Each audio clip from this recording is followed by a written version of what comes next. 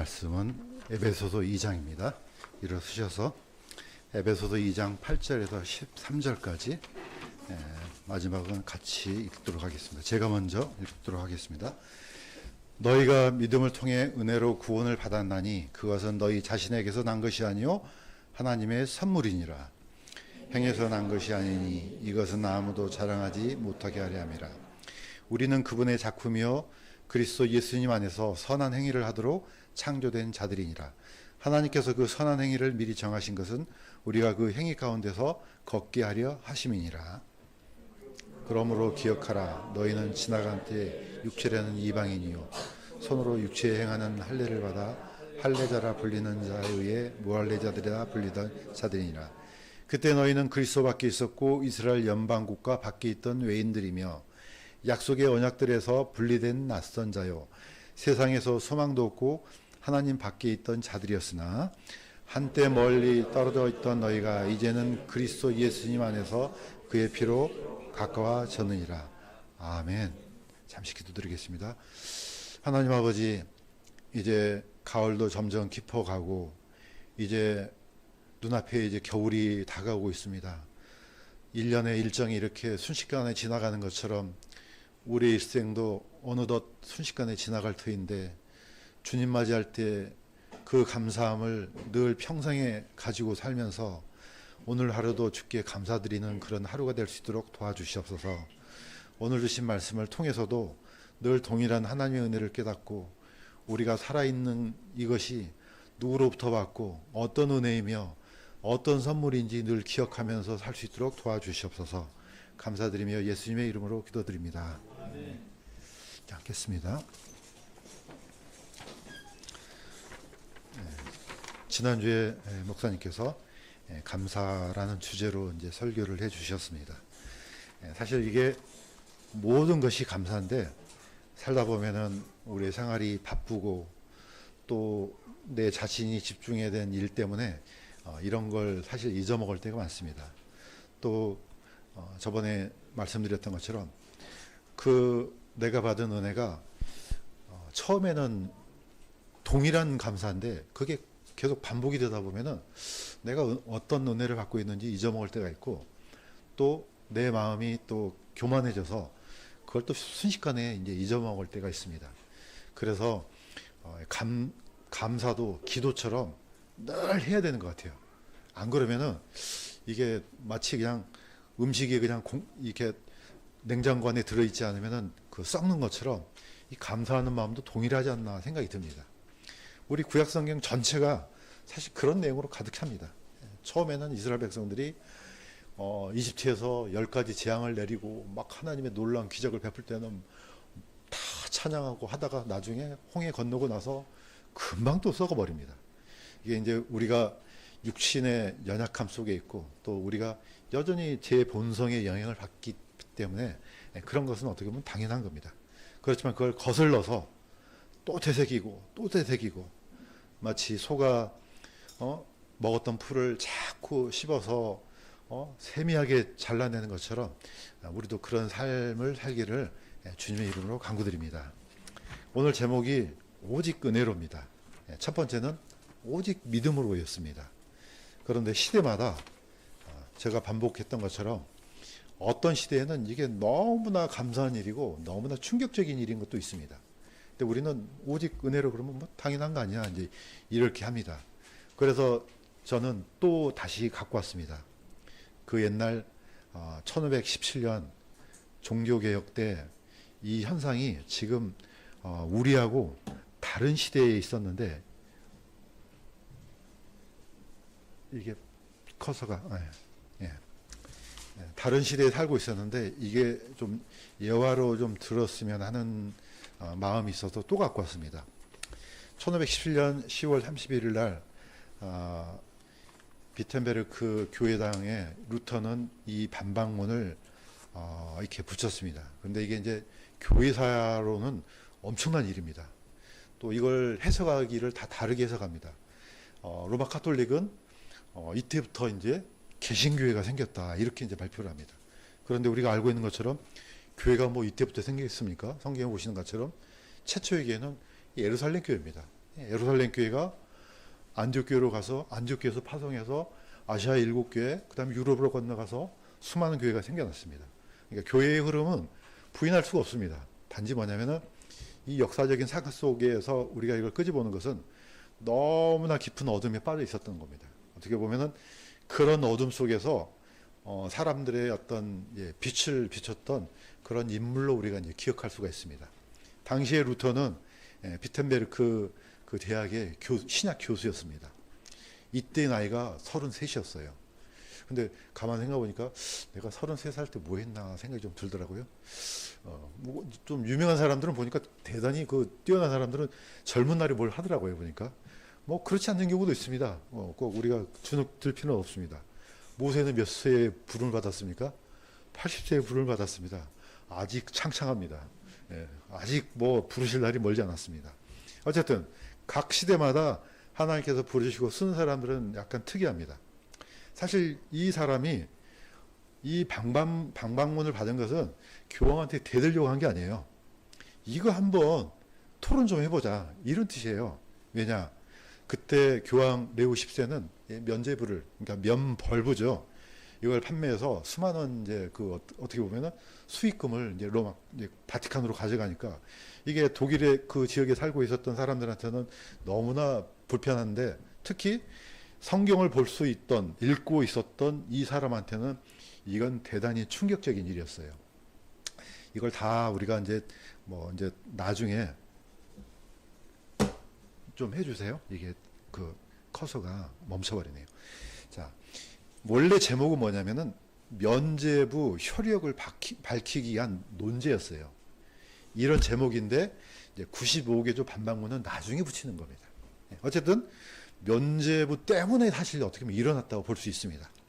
자, 그런데 우리가 이제 대충 보면은 그러면 첫 번째는 뭐냐 이겁니다. 루터는 첫 번째 이렇게 했습니다. 우리의 주님이시여 선생이신 그리스도께서 회개하라 말씀하시는데, 이는 믿는 자들의 전생애가 회개가 되어야 한다는 걸 의미한다. 첫 번째 문제를 뭘로 거론했냐? 회개를 거론해요. 우리는 이거 당연한 거 아니야? 지금은 당연한데 그때는 이게 의미가 틀립니다. 그 다음에 이제 8번 조항으로 가면 이렇게 돼 있습니다. 죄를 용서하는 교회법은 오직 살아있는 사람에게만 부과되는 것이며 사망한 사람에게는 어떤 부담이든지 부과되서는 안 된다. 우리는 이게 무슨 말인지 모르잖아요. 그때는 뭡니까? 죽은 사람도 연옥이 있기 때문에 이걸 줄여야 돼요. 형벌을 줄일 때면 뭐가 필요합니까? 돈이 필요한 거예요. 그래서 돈을 주고 면죄부를 산 거예요. 그러면은 믿지 않았던 또는 아버지 할머니 혹시 있으면은 돈을 주면은 그 면죄부의 값을 따라서 한 100년 살 거 50년으로 주고 이렇게 했거든요. 바로 이런 시대가 그런 시대였어요. 그러니까 아니 좋다 이거야. 교회법으로 죄를 용서되는 건 하는데 죽은 사람한테는 하지 말라 이거예요. 지금 보면 너무 황당한 그거지만 그때는 이런 시대였어요. 그 다음에 32조항에 가면 이렇게 있습니다. 누구든지 사면증을 받고 자기가 구원받았다고 확신하는 사람은 그들의 선생들과 함께 영원히 저주를 받을 것이다. 루터는 이렇게 논제를 띄웠습니다. 이거 지금 뭐 하자는 거예요?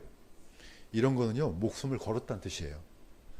이거는 그 시스템, 로마 카톨릭에 의해서 전 유럽이 어두워졌던 이 시스템을 어떻게 보면은 논제긴 하지만은 이건 목숨을 걸고 한 거예요. 자, 아까 제일 먼저 회개라는 단어를 보겠습니다. 자, 이 회개가 쉽지가 않습니다. 루터 시대의 회개는 어떤 의미냐? 똑같습니다. 마음에서 회개, 통회, 참회. 이건 무려 이해가 됩니다. 그런데 두 번째는요, 그걸로 안 끝나요. 어디 앞을 가야 됩니까? 사제 앞에, 신부 앞에 가서 뭐 합니까? 밑에 있는 그림처럼 고해성사해야 돼요. 내가 지난주에 어제 이런 못된 짓을 저질렀어요. 이렇게 해야 돼요. 누구 앞에? 이 사제 앞에 가서 해야 돼요. 그러면 사제가 듣고 그런 나쁜 짓을 저질렀어? 그러면 뭐 합니까? 당신은 이제 앞으로 금식하고 뭐하고 고행하고 기도하고 뭐하고 그 중에 면죄부도 들어갑니다. 이게 바로 회개의 의미예요. 황당무계하죠. 자, 우리는 쓰지 않는 용어를 씁니다. 어떤 쓰냐? 자, 네가 회개했지만은 형벌은 좀 남아있어. 이걸 이제 잔벌이라고 합니다. 우리가 잠시 잠깐 할 때 잠자가 저 잠자예요. 이게 남아있어. 그러면 그거 보충해야지. 예, 그럼 뭐 다른 걸로 보충해야 돼요. 이것을 보속. 캐톨릭 용어를 좀 이해하시겠어요? 보충해서 뭔가를 지불해서 나의 형벌을 감하는 거예요. 이게 회개예요. 얼마나 황당해요? 바로 이런 시대가 루터 시대의 이 회개의 의미예요. 그러니까 뭐 이게 그런 게 어디냐 성경에. 예, 이걸 한번 제대로 한번 논쟁 좀 해보자. 예, 이때는 이게 아마 유행했던 것 같아요. 우리 좀 이 논제를 좀 갖고 와서 좀 이거 좀 토론 좀 해보자. 그런데 이게 엄청나게 크게 아주 빠른 속도로 전 유럽으로 퍼졌습니다. 예, 그러니까 이제 어떻게 보면은 로마 카톨릭으로서는 대단히 큰 치명상을 입게 되는 거죠. 자, 그렇지만은 이런 시대에 성경의 결론을 한번 보겠습니다. 로마서 3장 28절에서 30절. 자, 이거 기니까 제가 읽겠습니다. 그러므로 우리가 결론을 내려노니, 결론을 딱 내립니다. 사람은 율법의 행위와 상관없이 믿음으로 옳게 되느니라. 여기다가 누가 뭘 얘기하겠어요, 사람이? 그분은 오직 유대인들의 하나님이시냐? 그분 또한 이방인들의 하나님이 아니시냐? 참으로 또한 이방인들의 하나님이시니 할례자를 믿음으로 말미암아 또 모할례자를 믿음을 통해 의롭게 하실 분은 한 하나님이시니라. 하나님이 이렇게 하신다. 그런데 사람이 그런 교리를 만들면 되냐 이거예요. 안 되는 겁니다. 이거는 뭐 어떻게 방법이 없어요. 행위로는 안 된다. 오직 믿음으로 의롭게 된다. 루터는 사실 여기에 눈을 뜬 겁니다. 자기가 그렇게 고통스럽고 고행하고 해도 없어지지 않았던 이 마음의 안식이 어디서 해결됩니까? 사실 로마서를 통해서 해결됩니다. 의인은 오직 믿음으로 되는구나. 이때는요 굉장히 쇼킹한 거예요. 그때는 사람이 성경을 읽을 수도 없어요. 보통 사람은 글도 못 읽기 때문에 무슨 소리인지 모르죠. 이거는 성경을 봐야지 아는 겁니다. 근데 우리는요 성경 어디 없는 사람 있습니까? 다 있습니다. 지금은 핸드폰에 깔려 있잖아요. 이거는 은혜입니다. 근데 우리가 이걸 은혜라고 생각합니까? 생각하지 않습니다. 바로 이런 게 치명상이에요. 너무 놀라운 시대에 살고 있어요. 그냥 뭐 어디든지 다 볼 수 있어요. 그런데 그때는 성경을 볼 수 없는 시대예요. 아주 특별하게 좀 지식이 뛰어나서 라틴어를 볼 수 있는 사람은 라틴 성경 보고 루터처럼 헬라어를 보고 해야지 이게 그 말이었구나 이렇게 아는 거죠. 그때는 온통 어둠뿐이었습니다. 이게 바로 하나님의 은혜라는 거죠. 그래서 저도 기억이 납니다. 시골 어렸을 때 그때도 이게 귀했습니다. 성경을 한 사람 이거 손에 들고 다니는 거 이거는 쉽지 않았습니다. 지금은 발에 걸려요. 그 정도입니다. 그래서 우리가 성경을 볼 수 있다는 거 이거 참 놀라운 은혜구나. 다시 한번 이 감사를 되새겨 봤으면 좋겠습니다. 자, 이 은혜, 하나님의 은혜, 오직 믿음으로 얻는다는 거, 이거 핵심적인 사람이 있습니다. 그분이 누구냐? 아브라함입니다. 아브라함은 왜 중요하냐? 아브라함은 성경에서 어떻게 보면은 이 믿음의 교리를 설명하는데 핵심적인 사람이에요. 너무너무 중요한 사람이죠. 왜 중요하냐? 자, 아브라함 시대에 이스라엘이 있었습니까? 없었습니까? 이스라엘이 없었어요. 아브라함은요, 이방인이에요. 갈대아 우르에서 지금 데려와서 겨우 가나안으로 들어온 정도예요. 그러니까 이스라엘이 어디가 있습니까? 없어요. 자, 하나님께서 약속하셨습니다. 하늘의 별을 보라. 너의 자손이 이와 같이 많다. 했습니다. 그때 아브라함이 그걸 믿었다고 되어 있습니다. 창세기 15장에서.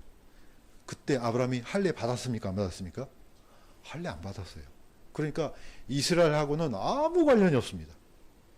자, 할례도 안 받았지. 이스라엘도 없었지. 율법이 있었습니까? 없었습니까? 없었습니다. 율법도 없었지. 아무것도 없었어요. 그러니까 이 아브라함은 너무너무 중요한 사람이죠. 이걸 사도 바울이 그대로 가져옵니다. 로마서 4장 2절에서 3절 같이 한번 읽겠습니다. 시작. 만일 아브라함이 행위로 의롭게 되었으면 그 일에 대하여 자랑할 것이 그에게 있으려니와 하나님 앞에서는 없느니라. 성경 기록이 뭐라 말하느냐? 아브라함이 하나님을 믿음에 그것을 그에게 의로 여기셨느니라. 이게 창세기 15장에 기록이 되어 있습니다. 그러니까 아브라함은 언제 의인이 됐습니까? 창세기 15장에서 이미 의롭게 됐습니다. 이걸 지금 사도 바울은 그대로 가지고 옵니다. 그러면은 아브라함이 아들 이삭을 드렸을 때 그때 의롭게 된 게 아니냐? 혹시 이 교리적인 문제를 고민하면요, 창세기 15장하고 15장하고 22장을 보시면 됩니다. 그 다음에 한 번 더 아브라함이 언제 의롭게 됐지? 이거 보시면 됩니다. 자, 루터가 가장 고민했던 부분이 사실은 야고보서예요. 이 엄청난 해박한 지식을 갖고 있던 사람이 여기 앞에 말문이 탁 막힌 거예요. 헬라어 교수예요. 교수인데 야고보서를 보니까 이거는 이거 성경에 없었으면 좋겠는데 이 정도였어요. 그래서 뭐라고 했느냐? 이거는 지푸라기 복음이야. 야고보서를 이렇게까지 아주 낮춰버렸어요. 그때 당시 루터는 지금 어디에 꽂혀 있습니까? 로마서에 꽂혀 있어요. 그런데 야고보서를 딱 보니까 아니 이거 뭐지? 로마서하고 야고보서가 충돌을 일으키네. 자, 야고보서 2장 21절에서 22절 같이 한번 읽겠습니다. 시작. 우리 조상 아브라함이 자기 아들 이삭을 제단 위에 드릴 때 행위로 의롭게 되지 아니하느냐? 네가 보고냐 믿음이 그의 행위와 함께 일하고 행위로 믿음이 완전하게 되지 아니하느냐? 야고보도 동일한 인물을 가져옵니다. 아까 사도 바울도 누굽니까? 아브라함을 갖고 와요. 샘플을 아브라함을 갖고 와요. 근데 이 야고보도 똑같이 아브라함을 갖고 와요. 그러면서 하는 얘기가 제가 다시 반복합니다. 우리 조상 아브라함이 자기 아들 이삭을 제단 위에 드릴 때에 행위로 의롭게 되지 아니하였느냐? 이 구절만 딱 뜯어보면 어떻습니까? 행위로 의롭게 되네. 그러면은 아니 여기는 행위로 의롭게 될 게 없다고 했는데 왜 여기는 행위로 의롭게 되지? 그러면은 이건 뭐지? 성경이 서로 틀린가? 이렇게 할 거 아니에요. 그런데 뒤에 뭐라고 나옵니까? 네가 보거니와 믿음이 그의 행위와 함께 일하고 이렇게 되어 있습니다. 다시 말해서 믿음과 행위가 분리된다는 뜻입니까? 안 된다는 뜻입니까? 안 된다는 거예요. 안 되는 거예요, 이게. 이거는 죽었다 깨어나도 이거는 진리예요, 진리. 그런데 옛날 사람들은 이게 헷갈린 거예요. 루터는 이게 너무 헷갈린 거예요. 아니 분명히 믿음으로 의롭게 된다고 했는데 여기는 갑자기 행위로 의롭게 되지 않느냐 하니까 이걸 물론 루터는 야고보서를 떼어내지는 않았습니다. 정경으로 인정했지만은 이 성경은 너무 불편한 거예요. 여기에 충돌을 일으키니까. 자, 성경은 뚜렷합니다. 뭐가 뚜렷하느냐? 의인이 된 것은 15장이에요. 그러면 22장은 뭐냐 이거죠. 그거는 아브라함의 믿음의 열매라는 거예요. 이거는 동전의 양면처럼 이게 앞에가 100원이 있으면 뒤에가 20장이 나와야 돼요. 이거는 떨어뜨리면 안 되는 거예요. 그러니까 열매가 많고 적으면 차이가 있을 수 있습니다. 열매가 하나도 없습니까? 그건 아닌 거예요. 이거 불가능한 일이에요. 열매가 하나라도 있어야죠. 하나라도 있는 거하고 없는 거는 하늘과 땅 차이예요. 아브라함이 왜 이런 행위를 했느냐? 진짜로 그렇게 믿었기 때문에 드린 거라 이 뜻입니다. 이 복음이 선포된 이후로 유대인들은 어떤 현상이 일어나느냐? 그 율법을 통해서 구원을 얻으려고 했던 그 무진장한 노력을 했는데 그 행위와 상관없이 믿음으로 의롭게 돼 하니까 어떤 현상이 일어나요? 갑자기 뭔가 허전해요. 우리가 이토록 율법을 지켜서 구원을 얻으려고 했는데 딱 믿음으로 구원 얻는다니까 나중에 이게 뒤에 허전한 거예요. 그러니까 사도행전에 뭐가 나옵니까? 모세의 율법을 지키지 않으면 구원을 얻지 못한다. 할례를 받지 않으면 구원을 얻지 못해. 이게 이제 어떻게 됩니까? 붙이기 시작한 거예요. 어떻게 보면은 우리가 받은 구원도 똑같습니다. 뭔가 이렇게 허전한 것 같아. 뭐가 허전하냐? 뭔가를 내 행위를 거기다 첨가시키고 싶은 본능이 일어나는 겁니다. 거기까지 하면 세상 사람들 구원받지 못할 사람이 누가 있지? 그렇습니다. 구원받지 못할 사람이 없어요. 다 받을 수 있는데 뭐냐? 그 쉬운 복음을 믿지 않으니까 문제죠. 유대인들이 그랬습니다. 또 반대로 믿는다고 하는데 그 열매는 전혀 아닌 거예요. 그러면 이것도 문제가 생기잖아요. 야고보는 이거 뭡니까? 바로 잡아야 된다는 겁니다. 바른 믿음이 있느냐? 그러면 행동도 동일하지. 오늘 선데이 스쿨에 했지 않습니까? 여호수아. 여호수아가 모세로부터 말씀을 다 들었어요. 그러면 그걸로 끝이 내면 안 되잖아요. 뭐 합니까? 그 들었던 말씀을 그대로 행해야죠. 이게 바로 열매라는 거죠. 이거는 분리되면 안 되는데 문제는 이걸 분리시켜요. 누가 분리시킵니까? 로마 카톨릭이 분리시켰어요. 그래서 이걸 따로 떨어뜨려요. 자, 로마 카톨릭은 어떻게 구원받는지 물어보세요. 분명히 믿음으로 구원받는다 그래요. 똑같습니다. 우리야. 은혜로 구원받는다 그래요. 거짓말 아니에요. 진짜 그렇게 말한다니까요. 그러면 우리랑 똑같은데? 똑같습니다. 근데 뭡니까? 아까 얘기했던 것처럼 붙여요. 행위를 붙여요. 그렇게 되면은 이 성경에 있는 핵심적인 교리가 뒤틀어집니다. 그럼 무서운 일이 일어나는 거예요, 이게. 이 세상에서 이 교리를 쪼개거나 뒤틀리게 한다면 그건 저주받는 사람이에요. 안 됩니다, 절대로. 아브라함의 속성을, 아브라함의 DNA를 아브라함이란다. 아담의 제 속성을 이어받은 사람이 행위로 의롭게 된다고요? 불가능합니다. 절대로 안 됩니다. 왜냐? 그거는 죽었다 깨어나도 안 돼요. 안 그랬으면은 왜 이런 말씀을 주셨겠습니까? 그게 안 되기 때문에 성경은 끊임없이 이건 분리되는 것이 아니야. 지금 그 얘기를 하는 겁니다. 그래서 믿음과 그에 따른 행위는, 그러면 뒤에 있는 행위는 뭐냐? 그 행위를 통해서 구원받는 뜻이 아니에요. 이미 구원받은 그것을 열매로 드러내는 겁니다. 예, 이거는 보상의 문제지 구원의 문제가 아니라니까요. 끊임없이 이것을 로마 카톨릭은 이걸 양성해서 지금까지 이 누룩이 우리한테 들어온 겁니다. 그러니까 뭔가 허전한 거예요. 아닌 겁니다. 아닌 건 아니에요. 자, 한번 살펴보겠습니다. 계시록에도 똑같은 말씀이 있어요. 믿음과 행위. 계시록 14장 11절에서 12절. 이거는 중요한 말씀이니까 같이 한번 읽어보도록 하겠습니다. 시작. 짐승과 그의 형상에게 경배한 자들과 그의 이름에 표를 받는 자는 누구든지 낮이나 밤이나 안식을 얻지 못한도다. 여기에 성도들의 인내가 있나니 곧 여기에 하나님의 명령들과 예수님의 믿음을 지킨 자들이 있느니라. 우리는 인내, 그러니까 마치 인내해서 구원받는 걸로 생각하잖아요. 이 인내를 뭘로 딱 선포를 합니까? 성도들의 인내가 여기 있나니 곧 여기에 하나님의 명령들과 예수님의 믿음을 뭐하는 자요? 지키는 자요. 앞에 뭐가 먼저 나옵니까? 하나님의 명령, 예수님의 믿음, 지키는 거 같은 선상이라니까요. 하나님께서 가인의 제물을 거절할 때 가인의 제물만 거절한 게 아닙니다. 성경 보시면 뭐합니까?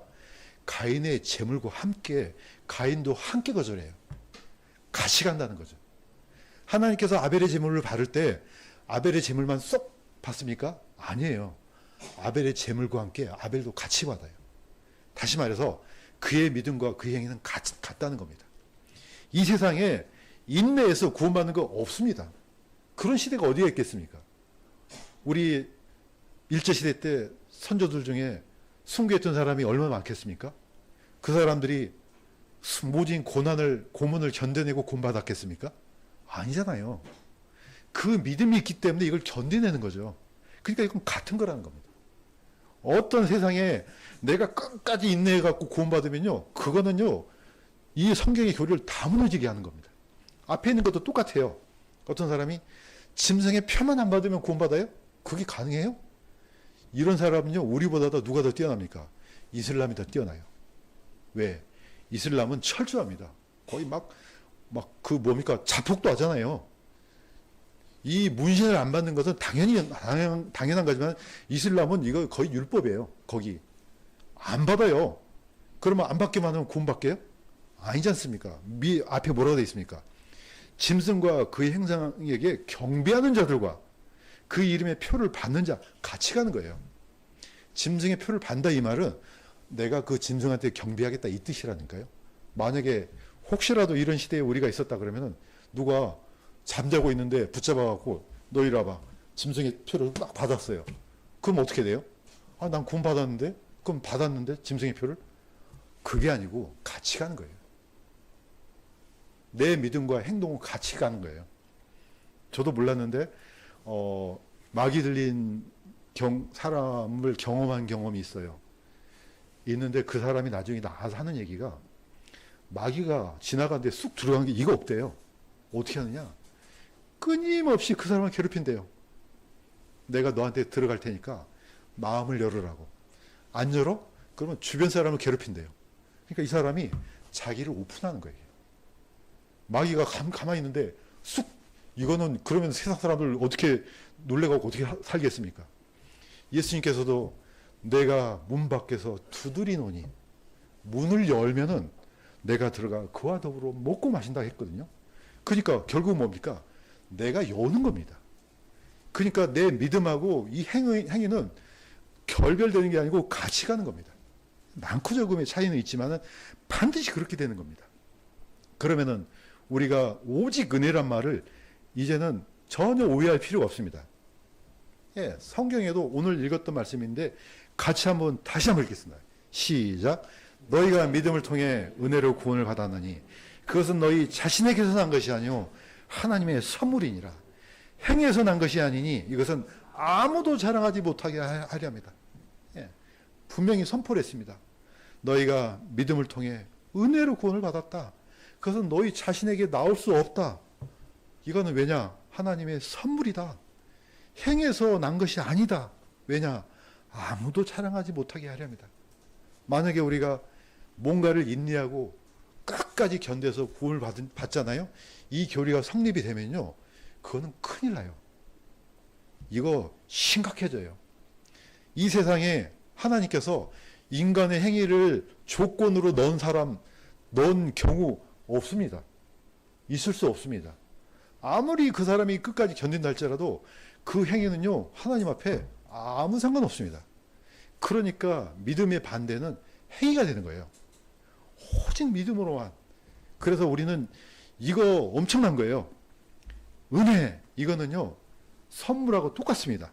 우리가 보통 생일 때 선물 받지 않습니까? 어떤 식으로든지 받는데 내가 열심히 일해갖고 누군가 보상을 해요. 그건 선물 아닙니다. 그건 당연한 거예요. 근데 선물은 뭐합니까? 내가 아무것도 안 했어요. 근데 주잖아요. 이게 은혜라는 겁니다. 구원은 하나님께서 주시는데 이게 어떤 의미냐? 받을 자격이 없는 사람한테 주는 거예요. 이 사람은 받을 자격이 없어요. 그런데 어떻습니까? 없지만 주는 게 이게 하나님의 은혜인 겁니다. 그래서 우리는 어떤 조건도 우리 안에 어떤 의도 나올 수도 없고 그걸로 하나님을 만족시킬 수 있는 그 근거가 전혀 없습니다. 왜냐? 우린 누구니까요? 아담의 후손이에요. 어떤 시대에 가면은 갑자기 내 행위가 구원의 조건에 포함됩니까? 불가능한 겁니다. 안 됩니다. 절대로 일어날 수 없고 그렇게 해서도 안 돼요. 그래서 많은 사람들은 이걸 자꾸 뭔가를 붙이려고 그래요. 그래서 구원의 조건에 그걸 덜컥 붙여봐요. 이건 큰일 나는 겁니다. 왜냐? 이거는 구원의 교리를 완전히 망가뜨리는 겁니다. 그래서 온전히 믿음으로만. 왜냐? 아브라함도 똑같지 않습니까? 율법도 없었어요. 그때는 할례도 받지 않고 그냥 하나님께서 약속하신 그 언약을 그냥 믿었을 뿐이에요. 그러니까 하나님께서는 그 믿음 자체를 의로 여겨주셨습니다. 여기다가 더하거나 빼면 안 되는 겁니다. 그렇다면 아브라함이 그랬는데 우리는요 똑같다는 겁니다. 그럴 자격이 전혀 없다는 게 분명히 오늘 읽었던 말씀에 똑같이 드러납니다. 자, 오늘 이제 이거 하고 마무리하겠습니다. 긍휼, 이게 우리가 읽었던 이 말씀의 핵심이 에베소서 2장 11절입니다. 자, 오늘 결론 같은 말씀인데 같이 한번 읽도록 하겠습니다. 시작. 그러므로 기억하라. 너희는 지나간 때 육체로는 이방인이요 손으로 육체 행하는 할례를 받아 할례자라 불리는 자에 의해 무할례자라 불리던 자들이니라. 기억해야 된다. 에베소 성도들아, 이거 잊어먹으면 안 돼. 너희는 동일하게 지금 믿음으로 의롭게 돼서 하나님의 자녀가 됐어. 그런데 너희 정체를 잊으면 안 돼. 이겁니다. 왜냐? 너희는 지나간 때에 이방인이었어. 이겁니다. 어제 식사를 하는데 그 식당에 개가 막 여기저기 돌아다니더라고요. 근데 어떤 손님이 불쌍하니까 개한테다가 그 조그만 고기를 딱 집어 던지더라고요. 자, 개가 좀 시간이 지나면은 내가 이렇게 살아서는 안 되지. 나도 자리 하나 주세요. 올라올 수 있습니까? 불가능한 겁니다. 개는 개답게 살아야 돼요. 물론 이제 이거 조심해야 됩니다. 물론 요즘에는 거의 개가 사람하고 똑같이 막 그 권리를 누리고 있는데 개가 아무리 시간이 흘러도 아담의 자손은 될 수가 없어요. 개는 개예요. 우리 이방인의 정체는요, 안 되는 거예요. 거기에 못 들어가요. 자격이 아예 없어요. 그런데 하나님께서 그런 개 같은 이방인들을 어떻게 해요? 하나님의 자녀로 만들어 주셨습니다. 사도 바울은 계속해서 강조합니다. 너희들은 이방인이었어. 이거 잊어먹으면 안 돼. 사실 이스라엘도 똑같아요. 뭐라고 합니까? 너희들은 이거 잊어먹으면 안 돼. 너희도 이집트에서 옛날에 나그네였어. 이겁니다. 너희들도 잊어먹으면 안 돼. 이겁니다. 근데 나중에 살다 보니까 갑자기 당연한 것이 되는 거예요. 이러면 큰일 납니다. 비록 우리가 예수 그리스도의 신부인 교회의 멤버가 됐습니다. 너무나 엄청난 일이옵니다. 엄청난 은혜를 받았습니다. 그런데 그 은혜를 권리로 생각하면 안 된다니까요. 우리는 그런 존재가 아니구나. 그럼에도 불구하고 하나님의 자녀가 됐구나. 이걸 늘 우리는 기억하면서 우리의 겸손을 잃지 말기를 주님의 이름으로 간구드립니다. 그래야만 이게 하나님의 긍휼이 됩니다. 자, 용어 정리를 한번 하겠습니다. 은혜는요, 하나님의 은혜는 자격이 없는 사람한테 주신 선물이 은혜입니다. 긍휼은요, 반드시 죽어야 돼요. 밑에 있는 이 예수 그리스도의 십자가처럼 반드시 매달려서 죽여야 되는데 그 매달려서 죽는 사람을 용서하고 대신에 죽는 것, 이게 하나님의 긍휼입니다. 용어를 잘 이해하셔갖고 우리 복음 전할 때 이거 그대로 전달을 잘했으면 좋겠습니다. 너는 지옥에 당연히 가야 돼. 당연히 가서 영원토록 형벌 받아야 되는데 예수님께서 불쌍히 여기셔서 용서해 주셔서 대속해 주신 것, 이게 긍휼입니다. 그래서 은혜와 긍휼은 같이 가는 거예요. 마치 믿음과 행위가 같이 가는 것처럼 은혜와 긍휼은 같이 가는 겁니다. 설명을 하나만 하면 안 돼요. 같이 해야 되는 거죠.